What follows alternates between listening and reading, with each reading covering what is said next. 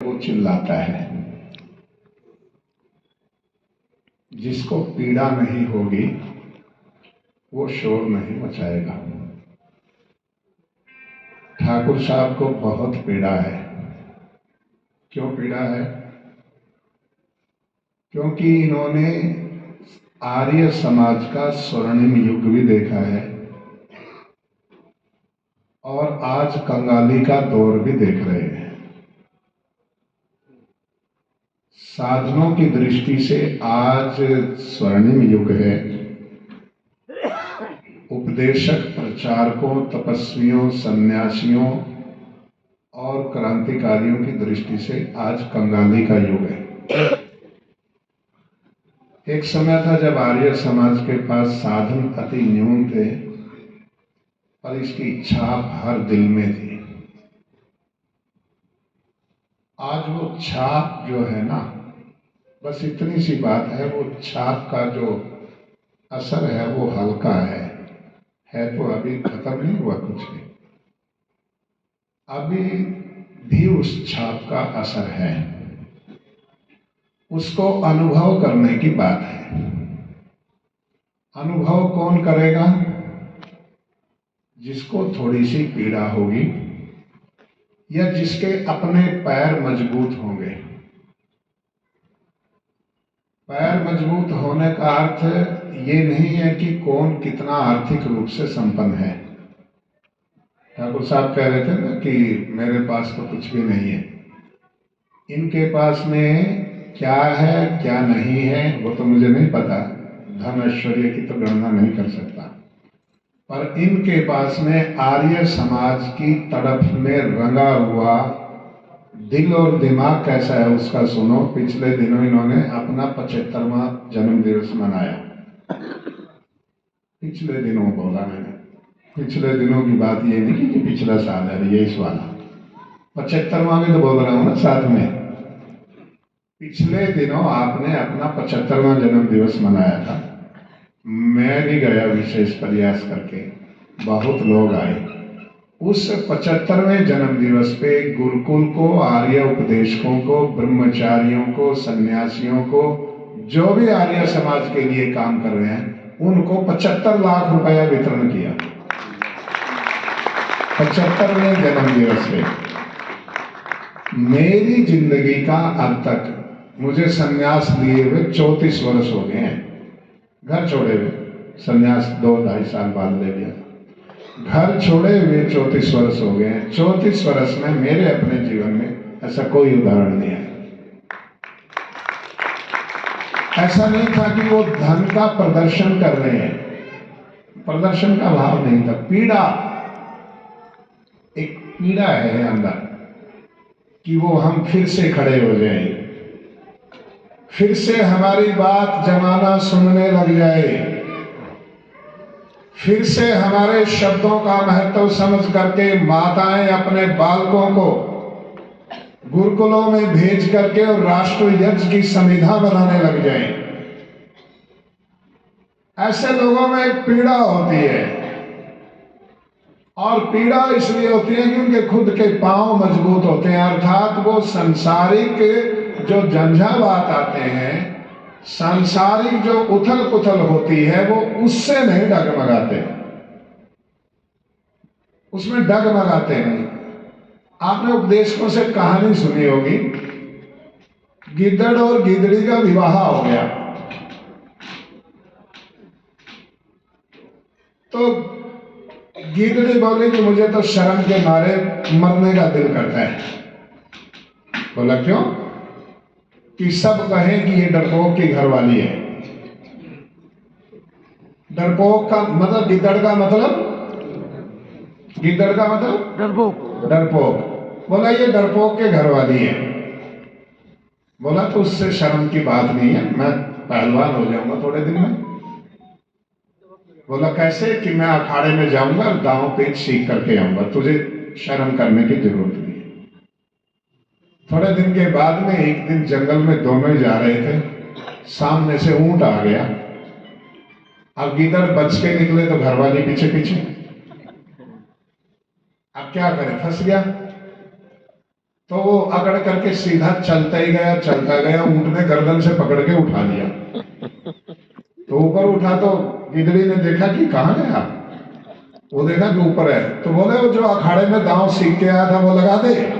बोला ये पांव टिकने दे तब तो लगाऊं, अभी तो पांव ही नहीं टिके। आपके, मैं सच बोल रहा हूं आपको, सारी दुनिया के साधन, आगरा के जितने साधन हैं, आगरा का सारा पैसा, सारी संस्थाएं, सारे अधिकार आप लोगों को दे दिए जाएं तो भी आप आर्य समाज का काम नहीं कर सकते। साधनों के अभाव में आर्य समाज का काम नहीं रुका हुआ है। ऐसा नहीं है कि साधन कम है, आपके पांव नहीं टिके हुए। कहां नहीं टिके हुए? सुख दुख, लाभ हानि, मान अपमान, इनमें से आप ये तय नहीं कर पा रहे हैं कि हमें जाना कौन सी दिशा में है।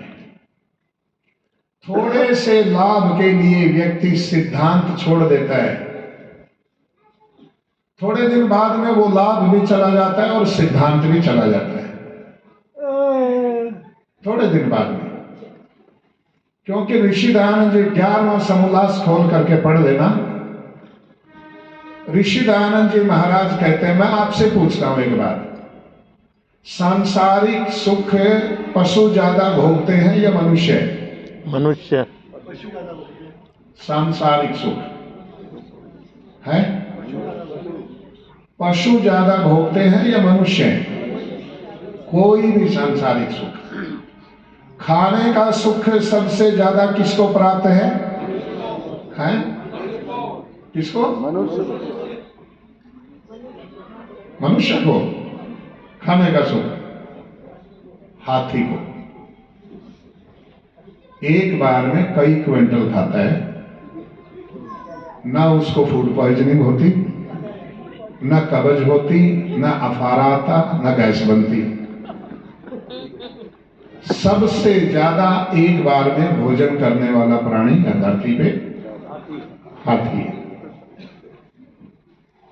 और दूसरे जिनको विषयों का सुख है वो भी पशुओं में ही अधिक है, उसी को पशु ज्यादा भोगते हैं, विषय सुख भी। और मनुष्य को यदि उपमा देनी हो किसी चीज की तो वो भी आपके जीवन में पशुओं से ही आती है। किसी की गर्दन लंबी, लचकदार और पतली हो तो कैसी बताएंगे? जिराफ। मोरनी जैसी। जिराफ जैसी गर्दन किसकी है भाई? मोरनी की तरह। क्या बोलते हैं? किसकी गर्दन? मोरनी की तरह। मोरनी जैसी है। किसी का नाक बहुत सुंदर हो तो क्या कहेंगे? तोते की तरह। क्या कहेंगे? तोते जैसी है। कोई बहुत बहादुर हो तो उसको शेर दिल जवान कहेंगे। बहुत चालाक और धूर्त हो तो उसे लोमड़ी कहेंगे। बहुत इधर उधर छल कपट का हो तो उसे कौवा कहेंगे। और आंख बीच के ढोंग करके कुछ न कुछ किसी का दांव लगाने के चक्कर में हो तो उसे बगुला कहेंगे। और बिल्कुल निरक्षर भट्टाचार्य महामूर्ख हो तो उसे गधा कहेंगे। आपका अपना क्या है? अपना क्या है? सब कुछ है। गर्दन मोरनी की, नाक तोते की, धूर्तता लोमड़ी की, चालाकी कौवे की, मूर्खता गधे की, डरपोक है कोई भय है तो वो गिद्दड़ का। अपना क्या है? क्या है? मानवता नहीं है तो मनुष्य कुछ भी नहीं है, कुछ भी नहीं है। और मैं एक बात कह दूं आपको, ऋषि दयानंद जी महाराज कहते हैं शरीर के बिना सांसारिक सुख का भोग नहीं हो सकता। हो सकता है? आपने तो अपना शरीर भी सही नहीं रखा और तो आप क्या काम करेंगे? आप तो अपने काम के भी नहीं रहे, परिवार के काम के भी नहीं रहे, समाज के काम का तो व्यक्ति तब बनता है जब अपने काम का हो। जिस व्यक्ति का शरीर सही नहीं है, ठाकुर साहब देख लो कैसे दाढ़ रहे थे 80 साल की उम्र में, और ये तो बीच में थोड़ी कोरोना की चपेट आ गई थी, और फिर भी मैं तो हैरान हूं, फिर भी अपने आप को, ये तपस्या का फल है इनकी, फिर भी अपने आप को इन्होंने व्यायाम, प्राणायाम, योगाभ्यास, साधना, भोजन, परहेज, पथ्य इत्यादि से फिर अपने आप को पटरी पे ले आए। नहीं तो एक बार तो दिख गया था काम, फिर ले आए। ध्यान रखना, यदि आपका शरीर स्वस्थ नहीं है तो आप अपने काम के नहीं हैं। भूल जाओ बाकी बड़ी बड़ी बातें। जो व्यक्ति आर्य समाज का काम करना चाहता है वो सबसे पहले अपना शरीर स्वस्थ बनाए, अर्थात योगाभ्यास, प्राणायाम, पथ्य इत्यादि का पालन करें। घर में न गाय पाले, घर में नहीं पाल सकते हैं तो किसी की पाली हुई का दूध और घी का सेवन करें। दूसरी बात, शायद आपको इस बात का भरोसा नहीं है कि आप ये दुनिया छोड़ करके एक दिन जाओगे। नहीं है ना? नहीं जाना है ना आपने? जाना है? पक्का जाना है? या कुछ थोड़ा बहुत हेर फेर कर सकते हो उसमें? है?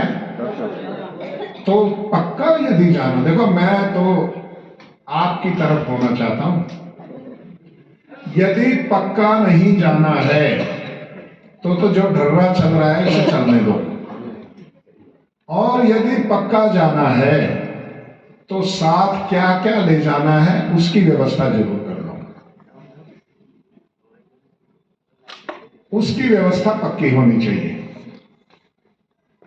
ऋषि दयानंद जी महाराज ने अपने जीवन में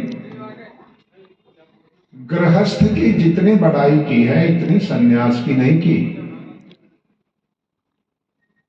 और महर्षि मनु का उदाहरण दे करके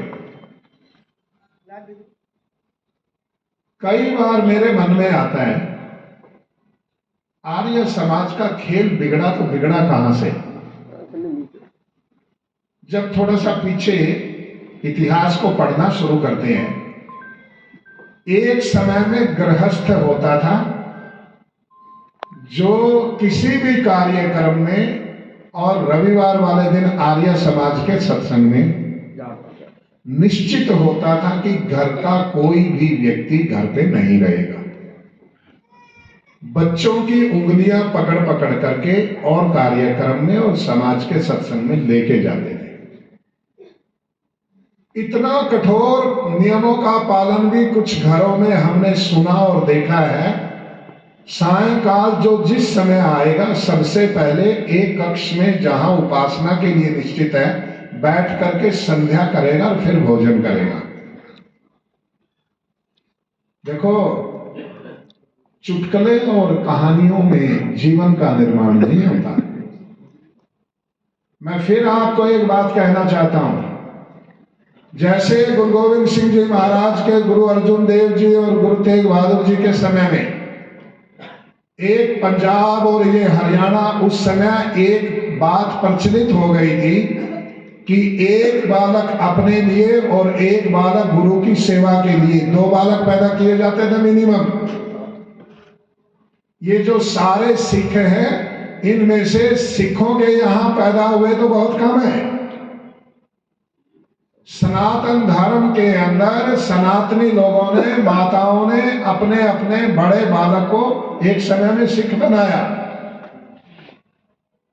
और फिर एक समय में सिखों का परचम लगाया। आज उनका भी बेड़ा डूब गया है। जिस पाखंड, अंधविश्वास, कुरीतियों से गुरु उनको निकाल के लाए थे, उससे गहरे गड्ढे में आज सिक्की पड़ी है पाखंड अंधविश्वास के। ऐसे ही जब गुरुकुल कांगड़ी के पहले दूसरे जो स्नातक मंडल है ना, प्रथम स्नातकों की आप सूची पढ़ेंगे, उनमें से कोई राजा का बालक, कोई जैलदार का बालक, कोई बहुत बड़े व्यापारी का बालक, ऐसे बड़े बड़े लोगों के घर से बालक निकल करके आए। और चूंकि उनको पेट की भूख नहीं थी, पेटियों की भूख भी नहीं थी, उन्होंने आर्य समाज के लिए अपना जीवन दिया और अपना जीवन लगाया।